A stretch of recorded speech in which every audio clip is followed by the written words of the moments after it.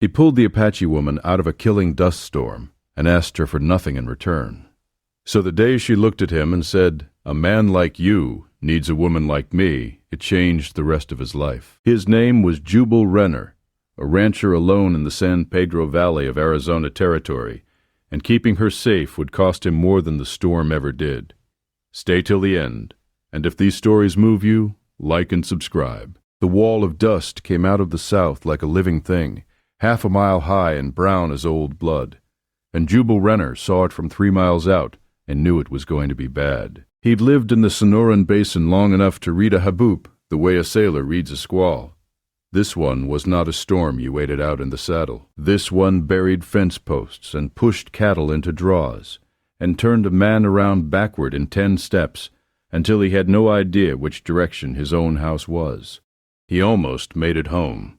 Almost. He found her at the edge of the old dry wash, just west of the second windmill. She was down on one knee with her arms wrapped around a mesquite trunk, her body half buried in the blowing sand, and for a full 2 seconds he thought she was a piece of canvas the storm had wrapped around the tree. Then she moved, just her head turning toward the sound of his horse. What happened in the weeks after that day changed Jubal Renner in ways he was not looking for and could not have predicted. Because the woman he pulled from that storm was not a woman who needed saving. Not exactly. She was a woman who had been stopped by the storm the same way a river is stopped by a rock slide, temporarily against her will, with a great deal of pressure building behind the obstruction. Her name was Talise. She was Chiricahua Apache, daughter of a headman, healer in training, and she had been making her own way in this territory since she was 16 years old. The storm knocked her down. It did not break her, and when she was back on her feet, standing in Jubal Renner's kitchen with the sand still in her hair, she looked at him the way you look at a man you have decided to take seriously, and she said, "You need a woman like me." Watch till the end, and don't forget to like and subscribe.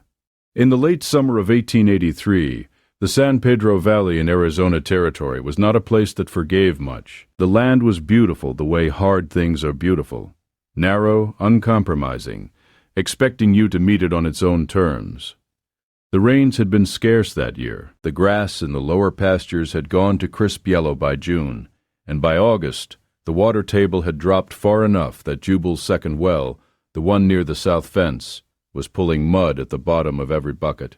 Jubal Renner was 38 years old and had been working this land for 11 years. He had started with a 2-room adobe and 200 head of cattle, and a letter from the Territorial Land Office confirming that the 360 acres were his, provided he could prove continuous use. The 2-room adobe had become a proper 4-room house with a plank floor, and a separate cookhouse.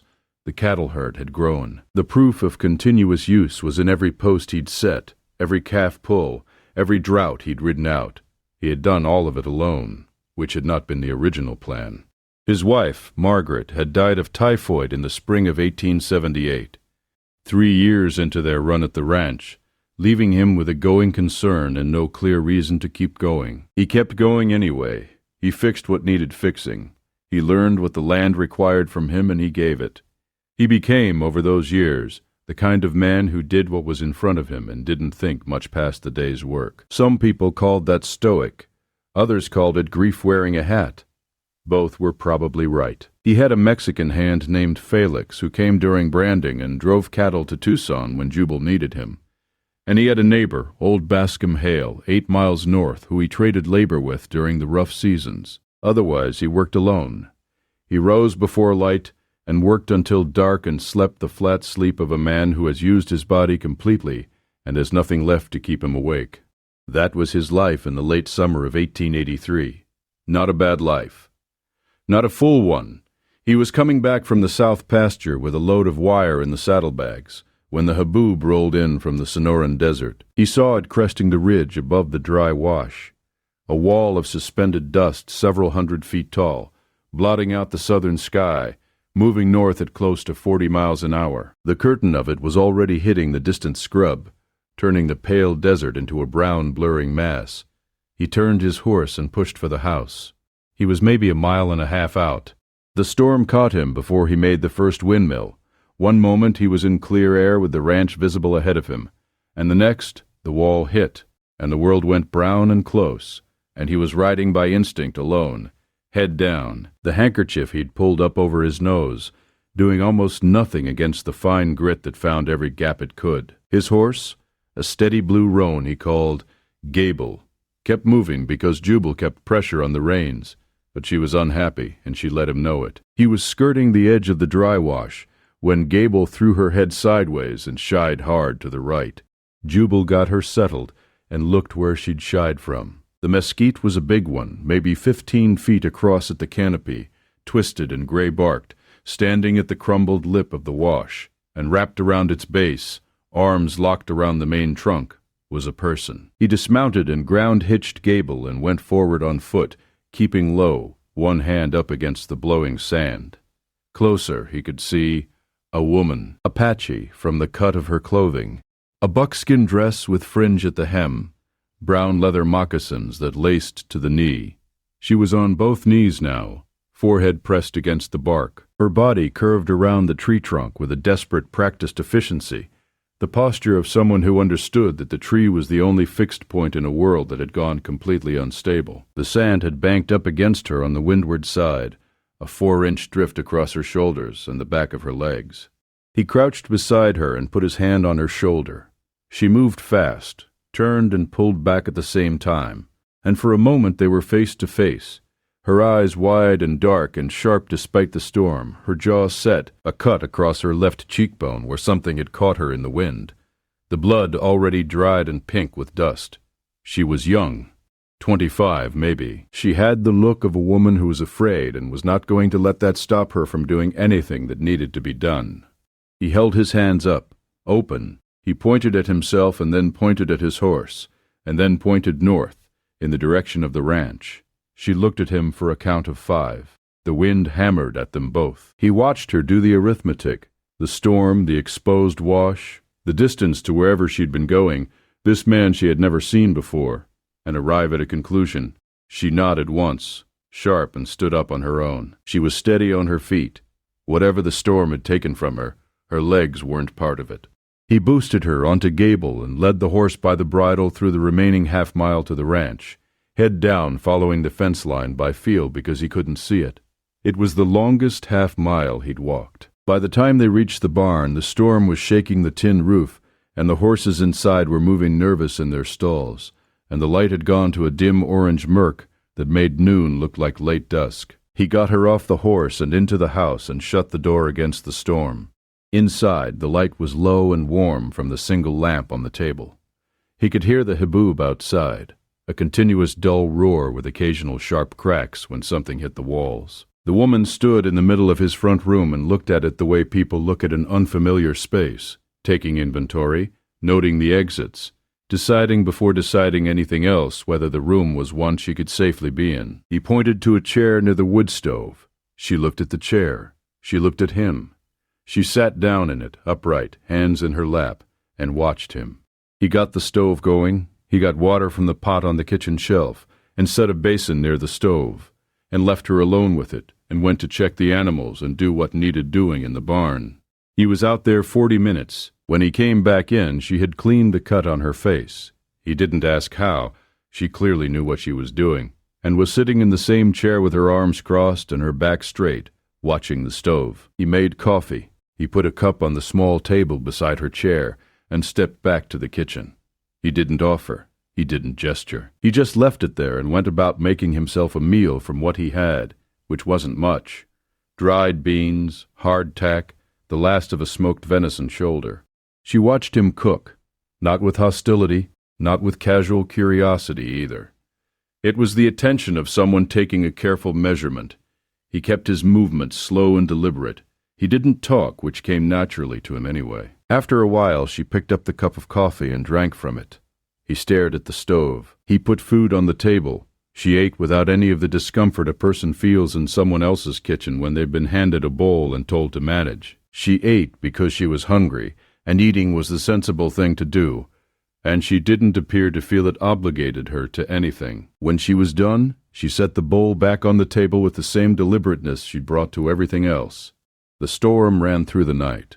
By dark, it was still loud enough that he couldn't hear the cattle, which worried him, But there was nothing to be done until morning. He gave her the bedroom.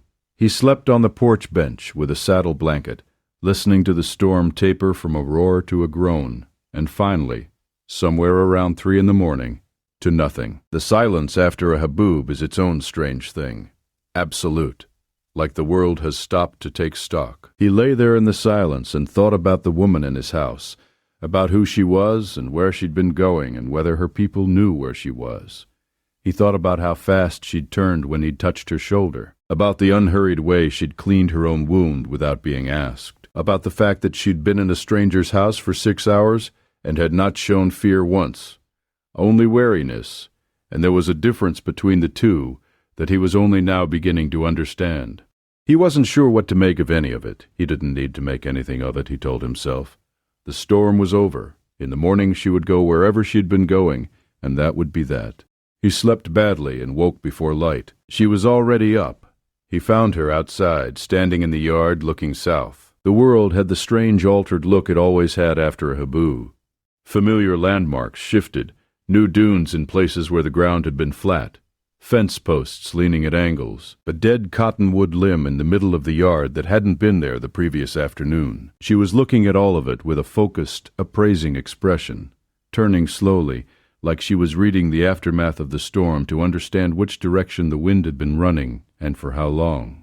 He stopped in the doorway. She said, without turning, "You have cattle in the South Draw." Not a question. An observation. Her English was clear and direct in a way that surprised him. He said, "How do you know that?" She pointed east, then swept her hand south. Dung on the prevailing side of the brush. 2-3 days old. Cattle come to that draw for the shade in the afternoon. He said, "Yes." She turned and looked at him. Daylight on her face for the first time. The cut on her cheekbone was clean and small. Her eyes were very dark, steady, the kind that don't give you more than they've decided to give. She was a striking woman. He noticed that the way you notice a fact, then put it away. She said, "There will be some in the east drainage, too." The storm would have pushed them. He said, "I was going to ride out this morning." She said, "I will come." It was not an offer. It was a statement of what she intended to do. He thought about pointing out that she didn't know his land and didn't have a horse. And then he thought about how she'd read the cattle from the dung patterns on the prevailing side of the brush. And he decided to keep his mouth shut. "I'll saddle the bay for you," he said. She nodded once. Her name was Talise. He learned that on the ride out to the South Draw, in pieces, in the spare, practical way that information gets exchanged between two people who are sizing each other up and have decided that honesty is more efficient than evasion. She was Chiricahua Apache, from the band that wintered in the Dragoon foothills and summered in the higher country to the north. She had been traveling from a camp in the hills to meet her father's second family near the San Pedro River. She had been alone by choice. She had made this trip many times and knew every water source and every landmark between the two camps, and she did not need the 4 other people from her band who had offered to accompany her. The haboob had hit when she was in the open flatland east of the wash, and in the blinding sand she had become separated from her horse, and then could not find anything to take a bearing from. She'd made for the wash, because she knew it was there, and she knew the mesquite would be there, and something fixed was better than nothing fixed. She said all of this evenly, not as confession and not as apology, but as the relevant facts of the situation. He said, "Your people will be looking for you." She said, "Not yet. They know I travel alone, and they know I know this country. They will begin to worry when I do not arrive by tomorrow night." He said, "And your horse?" She said, "Somewhere south, probably. She has good sense. She would have gone with a storm or into the wash to shelter. Either way, I'll find her." He said, "All right." They found 11 cattle in the South Draw, bunched tight in the deepest corner, sand-crusted and irritable. They spent 2 hours working them back toward the main pasture, which required riding a coordinated sweep through the draws that Jubal had done alone 100 times, and that 2 riders could do in half the time. Talise rode the bay without drama. She read the cattle's movement the way she'd read the sand dunes in the yard, taking in everything at once and weighting it all correctly. Near noon they found another 8 head in the east drainage, just where she'd said they'd be. Riding back to the ranch with the strays moving ahead of them, Jubal found himself trying to remember the last time he'd worked cattle with someone who knew what they were doing. Felix, sometimes. Bascom, rarely. Nobody else in a long while. There was a real pleasure in working alongside a person who didn't need to be told what to do next, who could read the same set of facts and arrive at the right answer without discussion. He hadn't had that in a long time. He didn't say any of this. He rode. She rode. The cattle moved. They ate at noon from what was in the kitchen. He made it. She didn't offer to help, and he didn't expect her to. She ate and watched him the way she'd done the night before, that steady measuring attention. After eating, she said, "My father's name is Chatto. He is known to some of the men in Tucson. If there is trouble about me being here, his name will settle it." He said, "There's no trouble." She looked at him. A long, clear look. "You don't know yet if there'll be trouble," he said. "No, but I don't anticipate it." She said, "Most white men in this territory would anticipate trouble from having an Apache woman in their house." He said, "I'm not most." She looked at him for another moment. He couldn't tell what conclusion she was drawing. Then she went and sat on the front porch with her arms on the rail, looking south, the way she'd been looking since morning. In the afternoon, she found her horse. Jubal heard the whinny first, a sound that wasn't Gable or the bay, coming from the direction of the south fence. He went out to find Talise already walking that direction, unhurried, no concern on her face. The horse was at the fence, a compact, dark dun mare with a heavy mane tangled with debris from the storm, standing at the wire with her head up and her ears forward, watching Talise come. Talise caught her and led her back to the barn without speaking to her much, just touching her neck and shoulders with quick, certain hands, checking her legs and her hooves, looking at her eyes. Satisfied, she unsaddled the mare, which had kept her saddle through the storm, and brushed her down with the brush she found hanging on the barn wall. She did all of this like it was the only sensible thing to be doing, and it was. Jubal leaned on the stall door and watched. He said, "She's sound?" She said, "She's sound."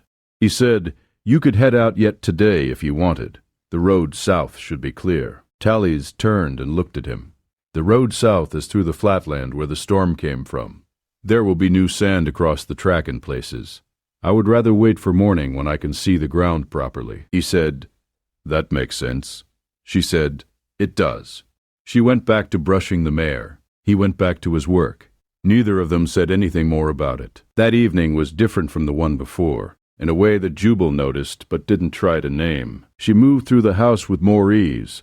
Not comfort exactly, more like a person who has decided they know enough about a place to stop spending energy on wariness. She sat at the kitchen table while he cooked, and she had her own saddlebag open on the floor beside her, going through what had survived the storm, sorting what was good from what was damaged. Her materials were orderly and interesting.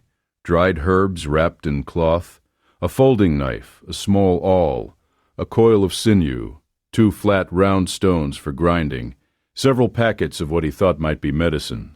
He said, "Are you a healer?" She said, "I'm learning to be, from my father's mother.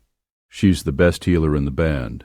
He said, "What does that take?" She said, "Years, learning which plants to use for which purposes and in what combinations. Understanding that the land and the body are the same kind of system.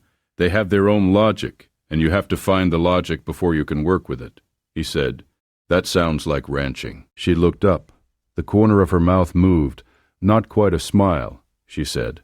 "I suppose it does." They ate. Afterward, she asked him where he kept his lamp oil, and he showed her, and she trimmed the wick and refilled the lamp herself, which she clearly knew how to do and which he hadn't asked anyone to do in years. He found a piece of harness he'd been meaning to repair and sat at the table and worked on it.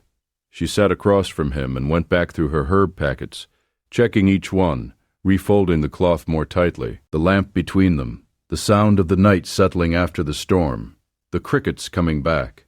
At some point he looked up and found her watching him. Not the way she'd watched him before, with that careful, measuring attention, but differently, quieter, like she'd already finished the measuring and moved on to something that didn't have a word. He said, "What?" She said, "You've been alone a long time." He said, "Yes." She said, "I could tell when I walked in." He said, "Is it that obvious?"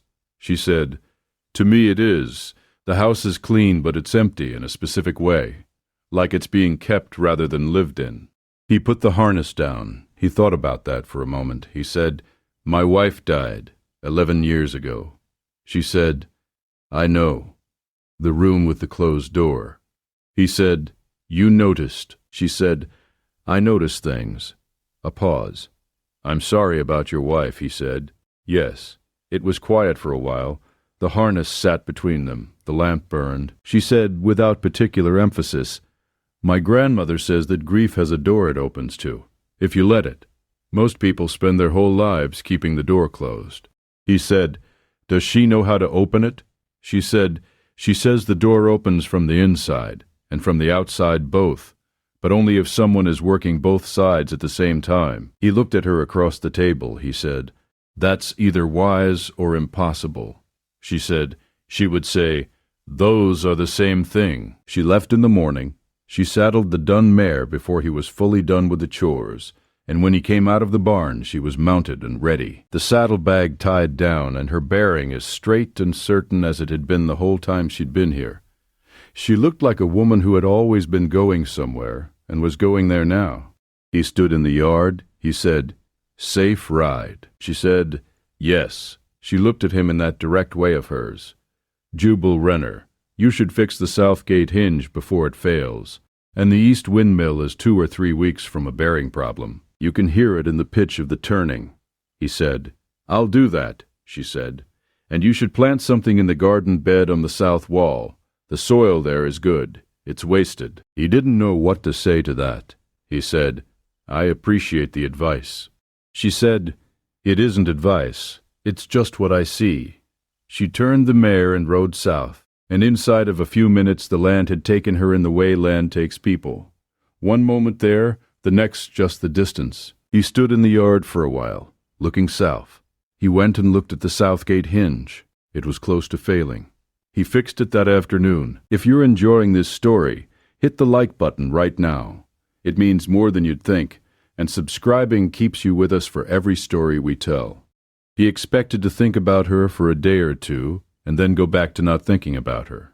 He thought about her for 3 weeks, not with any agenda, just the specific way her attention moved across a problem, the cattle in the east drainage, the lamp wick, the south gate hinge, like someone consulting a very large internal index before taking any action. He thought about what she'd said about the house being kept rather than lived in.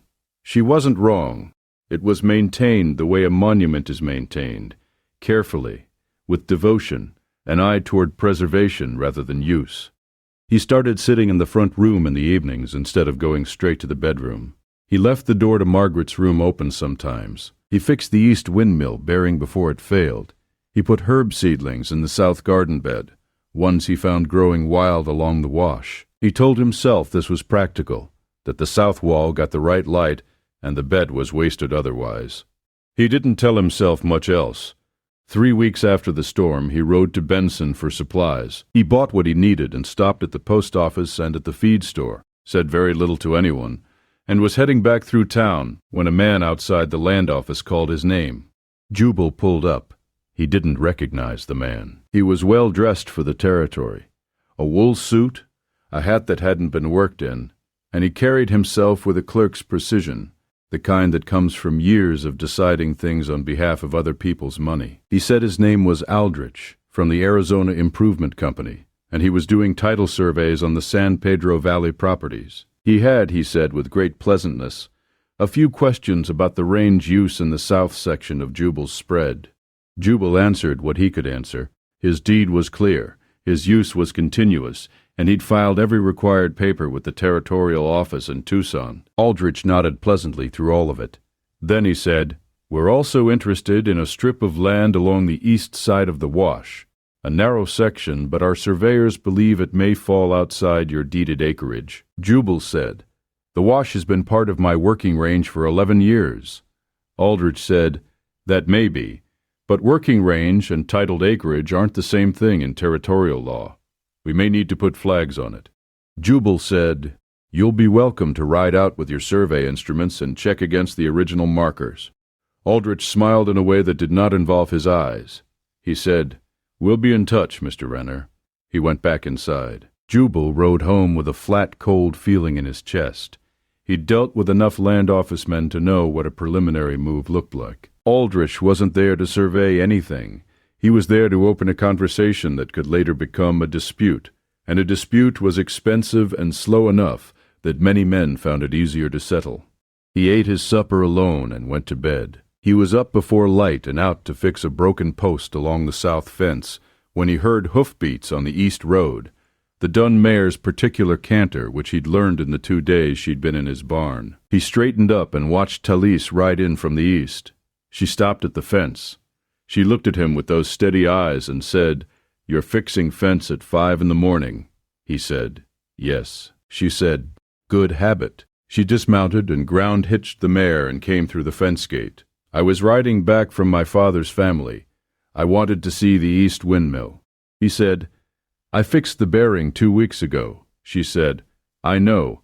I could hear it from the road when I came by last week." "I didn't stop." He said, "Why not?" She looked at him. "I wasn't sure it was the right time." He said, "It's the right time now," she said. Apparently, she helped him with the fence posts, which she hadn't needed to do, and which she did without asking. She had a way of working alongside someone, fitting her effort to the task precisely, never duplicating what was already being done, filling the gaps in the work the way water fills the low places in rock. When they were done, he made coffee, and they sat on the porch. The sun came up behind the dragoons. He told her about Aldrich. She listened without interrupting. When he was done, she was quiet for a moment. Then she said, "This land company, is it the Arizona Improvement Company?" He said, "That's what he said." She said, "They've been pushing on 3 other properties in this valley. One of the families left. The other 2 are fighting the claims." He said, "How do you know that?" She said, "My father knows the valley the way his mother knows medicine. He tracks every change in who holds what land. This company has been buying up parcels near the East Wash for a year. The wash feeds several springs that water the valley. Whoever controls the wash controls the water." He said, "And the strip along my east section?" She said, "Yes." He said, "Can they make a claim stick if I have the original survey?" She said, "In territorial court, maybe not, but the cost of fighting it is the point. They know that." He said, "Yes." She was quiet for a moment, then she said, "There are records, Apache records, not written but carried. My father's family has used that wash and those springs for as long as anyone living can remember. Longer. If this goes to a claim, that history is relevant." He said, "The territorial court won't," she said. "The territorial court might not, but the federal court in Tucson has been different. There are cases."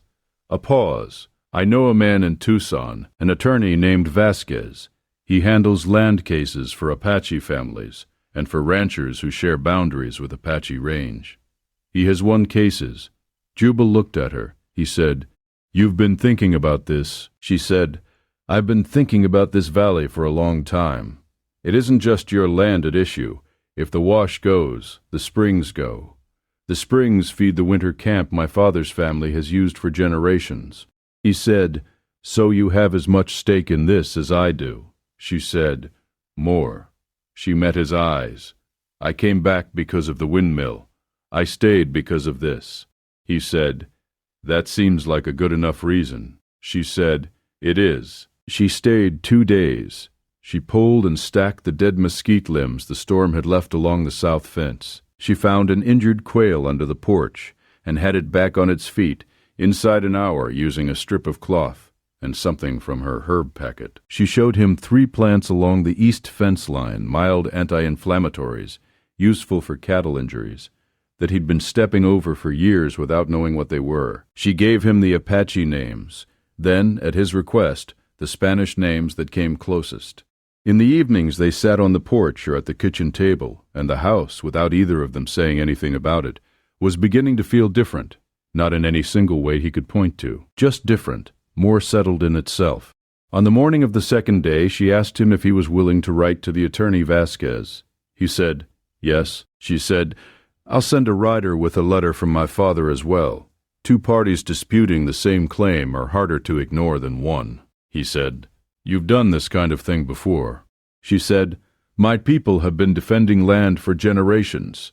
You learn how." He said, "I meant you specifically." She looked at him. A pause. "Yes, twice. Once before the Territorial Land Office and once in federal court in Tucson." "We won the federal case," he said. "How old were you?" She said, 21. He let that sit for a moment. He said, "You didn't mention this before." She said, "You didn't ask." She left that afternoon. He watched her ride east, and he sat with the weight of what had not been said, that she'd come back, and that she'd stayed, and that she'd offered to help him with a problem she had equal stake in solving, and that the 2 days had felt less like a visit and more like something he was going to miss when it was over. He wrote to Vasquez that evening. She came back 2 weeks after that, and then again a week after, bringing word from Chato, who had sent his own letter to the Federal Land Office in Tucson and spoken to 2 other valley ranchers about the company's pattern. She came with information and intent, and she came with the dun mare and her saddlebag of herbs. And Jubal found himself clearing a second hook on the barn wall for her saddle, without quite planning to. They fell into something that neither of them named, a rhythm. She would arrive and they would work. Fence or cattle or the business of the land claim, which was moving slowly through Vasquez's office toward a formal challenge. And they would eat, and they would sit in the evenings with the lamp between them, and the silence between them had changed. It was no longer careful. It was no longer an absence of the wrong thing. It had become a presence of the right one. He was careful. She was not a guest to be made comfortable, but a person who had her own very clear ideas about what she was doing and why. If she had wanted distance, she would have taken it. She never took it. She also never crossed the line between them. It was made of patience, the kind you exercise not because you are afraid of the thing, but because you are not in a hurry. He learned things in pieces.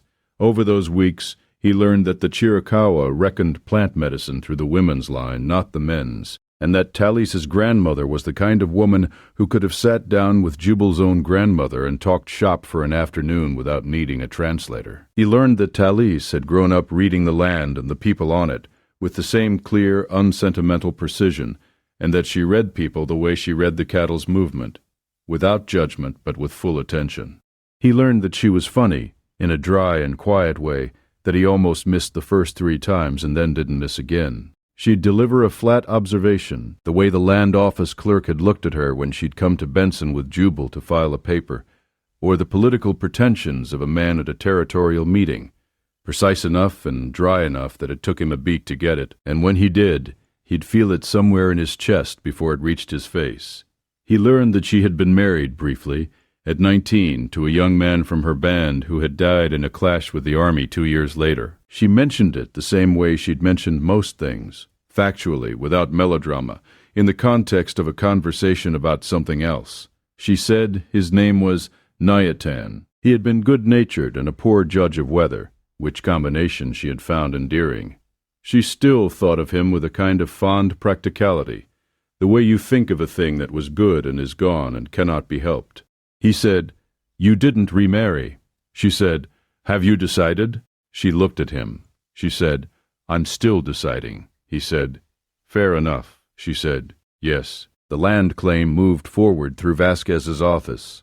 Aldrich reappeared twice, once at the ranch, once in Benson, with increasing specificity about the strip along the East Wash. He was too careful to be overtly threatening, but the implication was clear enough. This could be settled informally, for a fraction of the cost of a court case, if Jubal was willing to deed over the disputed strip in exchange for a payment from the improvement company. Jubal declined both times. Aldrich left both times with the pleasantness still pasted on his face, and nothing resolved. What Jubal didn't know, what he found out from Talise the following week, was that Aldrich had also approached Chato's family, not with money, with a different kind of pressure. A letter, through an intermediary, suggesting that the Chiricahua band's use of the springs near the East Wash might attract unwanted federal attention if the family chose to publicize their interest in the land dispute. It was a threat. It was wrapped in the language of friendly advice, but it was a threat. The implication was that cooperating with the improvement company would make the threat go away, and not cooperating would not.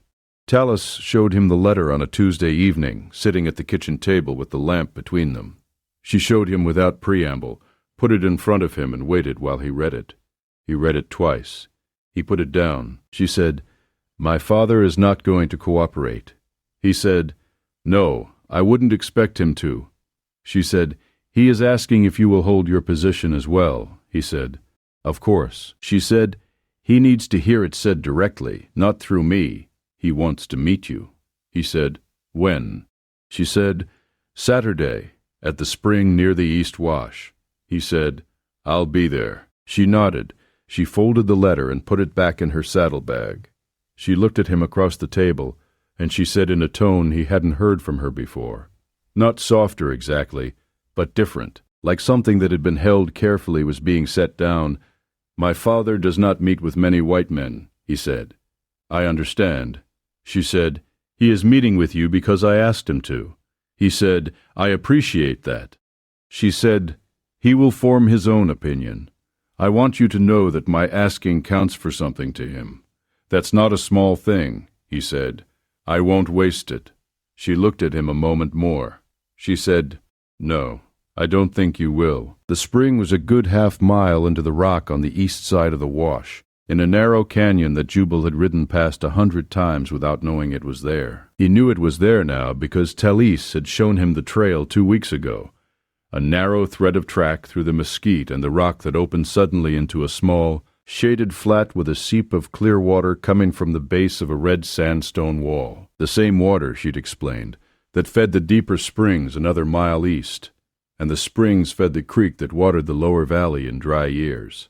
Chato was there when Jubal arrived. He was a compact man, older than Jubal had expected, late 50s maybe older, with the same contained watchfulness that Jubal had learned to recognize in Talise, and that he now understood was familial.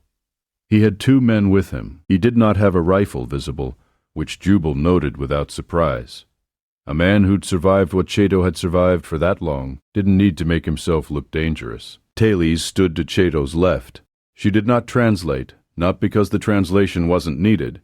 Chato's English was functional but not fluent, but because the meeting wasn't about words. It was about presence. 2 men looking at each other in a place that both of them had a claim on, deciding whether the claims were compatible or not. Jubal took off his hat. He held it in both hands. He said, "I'm grateful for the time." Chato looked at him without expression for a long moment. Then he said, "My daughter tells me you are a man who does not waste what he is given." Jubal said, "I try not to be." Chato said, "She does not say things she doesn't mean." Jubal said, "I've noticed that."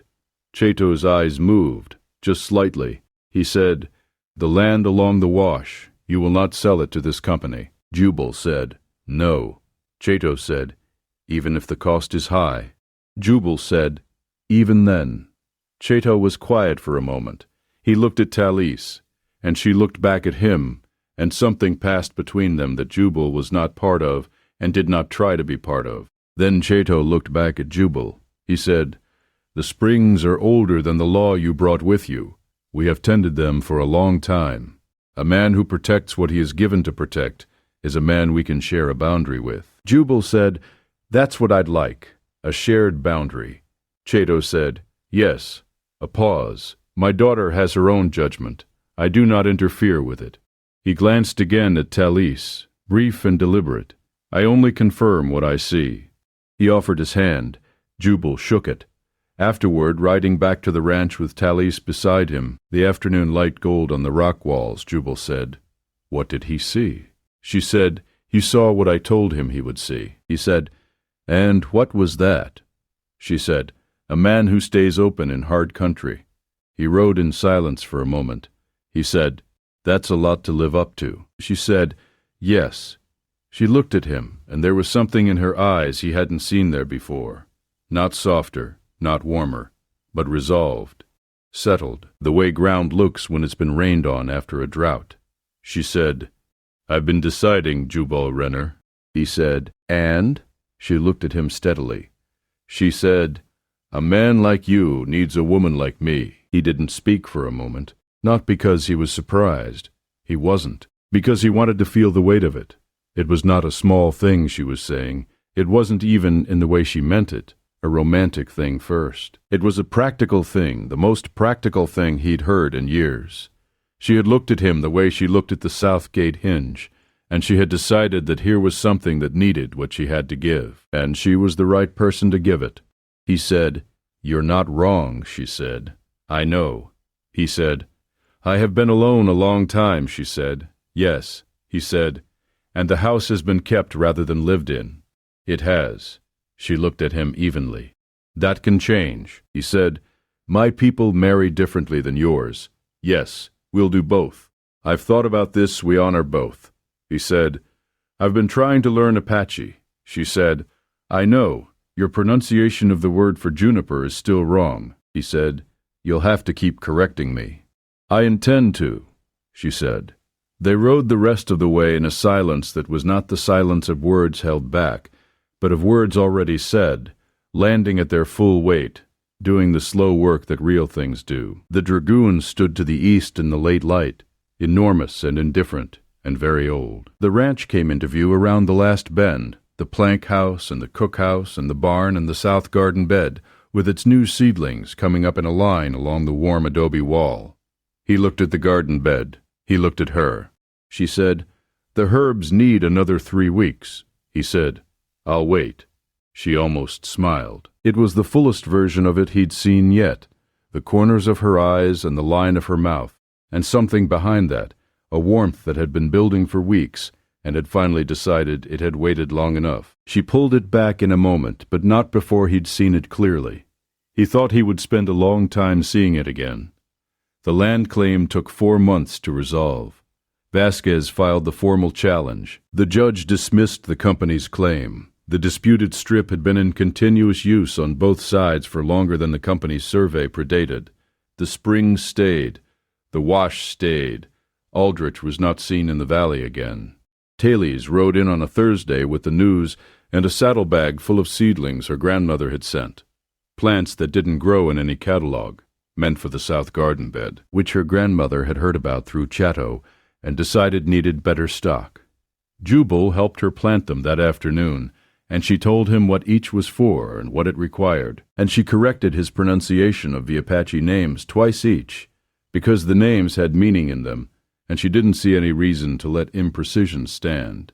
In the spring they were married twice, first in the manner of her people, her grandmother and 3 elder women from the band, and a ceremony in the canyon near the spring that Jubal stood at the edge of, hat in both hands, understanding maybe a third of what was said. Then, a month later, the territorial judge in Benson and Felix and old Bascom Hale as witnesses, over in 10 minutes, with Chatto standing through it with a grave and courteous attention that Jubal would later understand was its own very large and careful gift.